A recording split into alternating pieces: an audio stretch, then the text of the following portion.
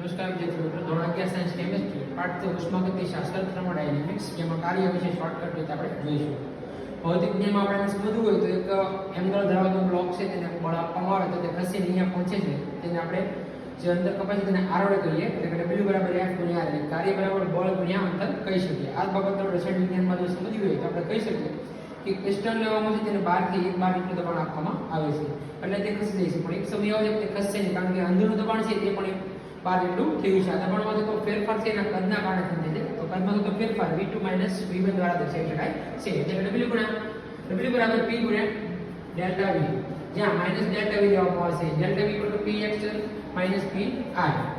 હવે w બરાબર p minus 150 minus 200, 200 માંથી 50 જાય એટલે માઈનસ માઈનસ માઈનસ પ્લસ એટલે કે w બરાબર p વત્તા 50 આમ એક બાર દબાણ દ્વારા આપણે સમજાવી શકીએ છીએ. p વિરુદ્ધ v નો આલેખ આ રીતનો મળે છે. આમ જેમ દબાણો